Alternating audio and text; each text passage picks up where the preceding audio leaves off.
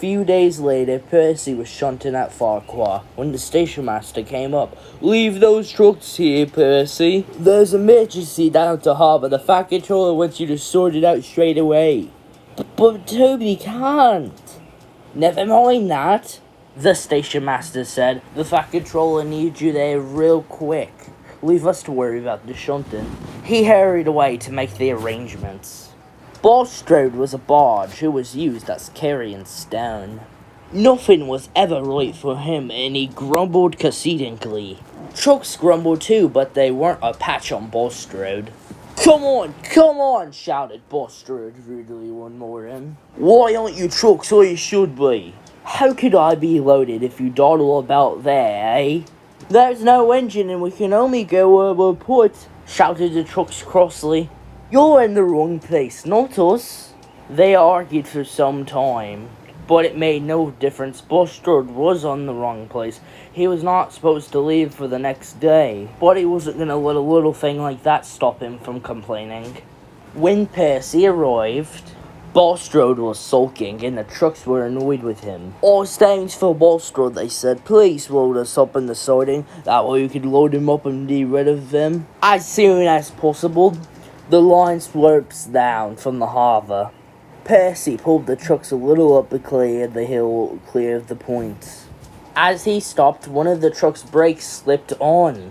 As Percy started to push, the truck started to jerk and the coupling broke. Two loose trucks, heavy with stone, gathering speed. "Help! Help! Help! Help!" they wailed. A shunter bravely tried to stop them, but only broke his pole. The trucks rattled onto the quay, straight towards Bulstrode unexpectedly. Bulstrode heard a rattle or a shout or two, but he could say nothing. The first he knew of anything wrong was when plenty of heavy stone trucks shot, one by one, off the end of the quay to bury themselves in his hull. "Ooh!" he explained, but everything else was lost in a gurgle as the trucks burst a hole in his hull. As water began to pour in, Bulstrode found an awful sinking feeling. "Save me! I'm drowning!" But Bulstrode didn't drown. The chance would have it, the tide was out, so he did not go under the water. The trucks were upset about losing some of their friends, but they weren't bothered about Bulstrode. Nothing was as a nuisance as he was, they said to each other. Always barging in and moaning from not being loaded up faster enough, they sniggered. This time he got his load faster than he bargained for.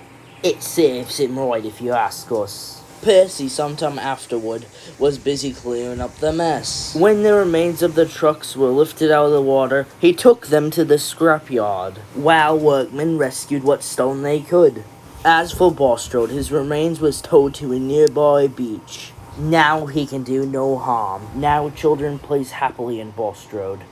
If he's still grumbling, like I bet he still is, he can do no harm. The children don't listen to him anyways.